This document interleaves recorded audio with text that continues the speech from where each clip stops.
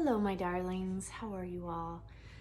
Kenny and I are here, and we are so excited to read with you. So, in our journey with Harry Potter, he rode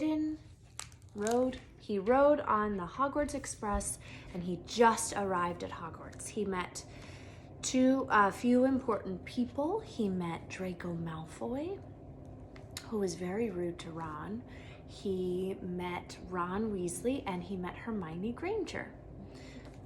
Chapter 7, The Sorting Hat. The doors swung open at once. A tall, black-haired witch in an emerald green robe stood there. She had a very stern face, and Harry's first thought was that this was not someone to cross. "The first year's, Professor McGonagall," said Hagrid. "Thank you, Hagrid. I will take them from here." She pulled the door wide. The entrance hall was so big you could have fitted the whole of the Dursleys' house in it.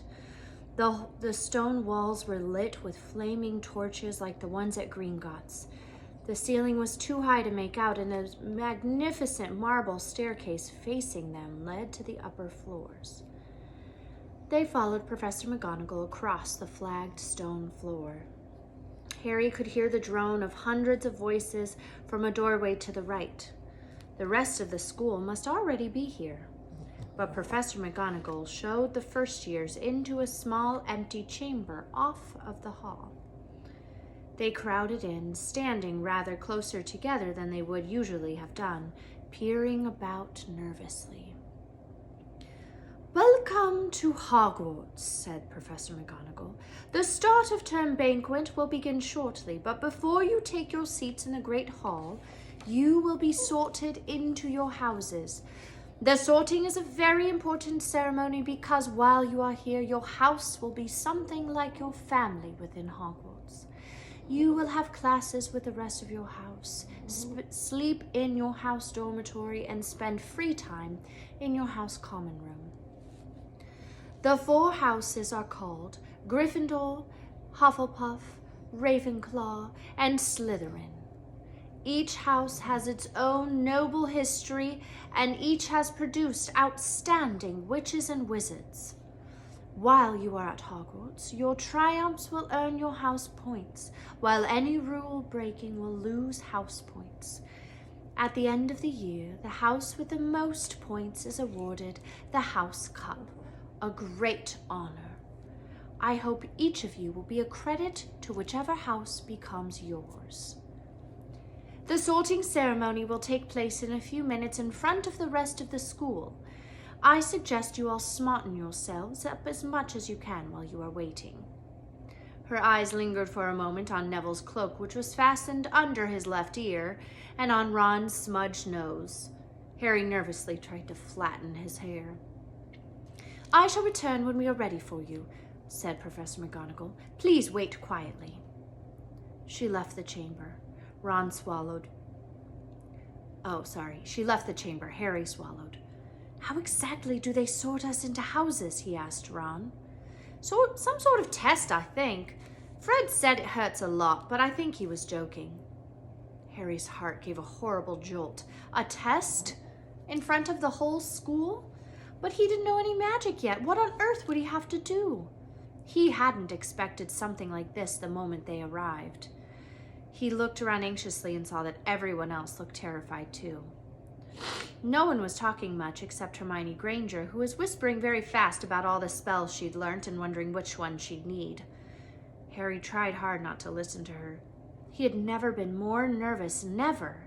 Not even when he had to take a school report home to the Dursleys saying he had somehow turned his teacher's wig blue. He kept his eyes fixed on the door. Any second now, Professor McGonagall would come back and lead him to his doom. Then something happened, which made him jump about a foot in the air. Several people behind him screamed. "What the?" he gasped. So did the people all around him. About 20 ghosts had just streamed through the back wall. Pearly white and slightly transparent, they glided across the room, talking to each other and hardly glancing at the first years. They seemed to be arguing. What looked like a fat little monk was saying, "Forgive and forget, I say. We ought to give him a second chance." Before I turn the page, here are the ghosts. Do you see the fat little monk?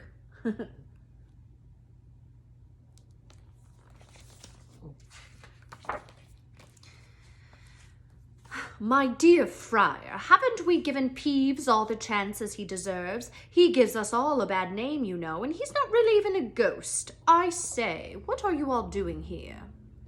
A ghost wearing a ruff and tights had suddenly noticed the first years. Nobody answered. "New students," said the fat friar, smiling around at them. "About to be sorted, I suppose." A few people nodded mutely. "Hope to see you in Hufflepuff," said the friar. "My old house, you know." "Move along, then," said a sharp voice. "The sorting ceremony's about to start." Professor McGonagall had returned. One by one, the ghosts floated away through the opposite wall. "Now form a line," said Professor McGonagall, "and follow me." Feeling oddly as though his legs had turned to lead, Harry got into line behind a boy with sandy hair, with Ron behind him, and they walked out of the chamber, back across the hall, and through a pair of double doors into the Great Hall. Harry had never even imagined such a strange and splendid place. It was lit by thousands and thousands of candles, which were floating in midair over 4 long tables, where the rest of the students were sitting. These tables were laid with glittering golden plates and goblets. At the top of the hall was another long table where the teachers were sitting. Professor McGonagall led the first years up here so that they came to a halt in a line facing the other students, with the teachers behind them. The hundreds of faces staring up at them looked like pale lanterns in the flickering candlelight. Dotted here and there among the students, the ghosts shone misty silver. Mainly to avoid all the staring eyes, Harry looked upwards and saw a velvety black ceiling dotted with stars. He heard Hermione whisper, "It's bewitched to look like the sky outside. I read about it in Hogwarts, a History." It was hard to believe that there was a ceiling there at all, and that the Great Hall didn't simply open up onto the heavens. Harry quickly looked down again as Professor McGonagall silently placed a 4-legged stool in front of the first years. On top of the stool, she put a pointed wizard's hat. This hat was patched and frayed and extremely dirty. Aunt Petunia wouldn't have let it in the house. Maybe they had to try and get a rabbit out of it, Harry thought wildly, and seemed the sort of thing. Noticing that everyone in the hall was now staring at the hat, he stared at it too. For a few seconds, there was complete silence. Then the hat twitched. A rip near the brim opened wide like a mouth, and the hat began to sing. "Oh, you may not think I'm pretty, but don't judge on what you see. I'll eat myself if you can find a smarter hat than me. You can keep your bowlers black, your top hat sleek and tall, for I'm the Hogwarts sorting hat, and I can cap them all. There's nothing hidden in your head the sorting hat can't see, so try me on and I will tell you where you ought to be. You might belong in Gryffindor, where dwell the brave at heart. Their daring, nerve, and chivalry set Gryffindors apart. You might belong in Hufflepuff, where they are just and loyal. Those patient Hufflepuffs are true and unafraid of toil. Or yet in wise old Ravenclaw, if you've a ready mind, where those of wit and learning will always find their kind. Or perhaps in Slytherin, you'll make your real friends. Those cunning folks use any means to achieve their ends. So put me on, don't be afraid, and don't get in a flap. You're in safe hands, though I have none, for I'm a thinking cap." The whole hall burst into applause as the hat finished its song. It bowed to each of the 4 tables and then became quite still again. "So we've just got to try on the hat," Ron whispered to Harry. "I'll kill Fred. He was going on about wrestling a troll." Harry smiled weakly. Yes, trying on the hat was a lot better than having to do a spell, but he did wish they could have tried it on without everyone watching. The hat seemed to be asking rather a lot. Harry didn't feel brave or quick-witted or any of it at the moment. If only the hat had mentioned a house for people who felt a bit queasy, that would have been the one for him. Professor McGonagall now stepped forward holding a long roll of parchment. "When I call your name, you will put on the hat and sit on the stool to be sorted," she said. "Abbott Hannah." A pink-faced girl with blonde pigtails stumbled out of line, put on the hat, which fell down over her eyes, and sat down. A moment's pause. "Hufflepuff!" shouted the hat. The table on the right cheered and clapped as Hannah went to sit down at the Hufflepuff table. Harry saw the ghost of the Fat Friar waving merrily at her. "Bones Susan." "Hufflepuff!" shouted the hat again, and Susan scuttled off to sit next to Hannah. "Boot Terry." "Ravenclaw." The table second from the left clapped this time. Several Ravenclaws stood up to shake hands with Terry as he joined them. "Brocklehurst Mandy" went to Ravenclaw too, but Brown, Lavender, became the first new Gryffindor, and the table on the far left exploded with cheers. Harry could see Ron's twin brothers catcalling. Bulstrode Millicent then became a Slytherin. Perhaps it was Harry's imagination, after all he heard about Slytherin, but he thought they looked an unpleasant lot. He was starting to feel definitely sick now. He remembered being picked for teams during sports lessons at his old school. He was always last to be chosen, not because he was no good, but because no one wanted Dudley to think they liked him. "Finch Fletchley Justin." "Hufflepuff." Sometimes Harry noticed the hat shouted out the hats at once, but at others it took a long while to decide. Finnegan Seamus, the sandy-haired boy next to Harry in the line, sat on the stool for almost a whole minute before the hat declared him a Gryffindor. Granger Hermione.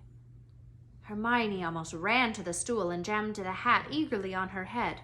"Gryffindor!" shouted the hat. Ron groaned. A horrible thought struck Harry, as horrible thoughts always do when you're very nervous. What if he wasn't chosen at all?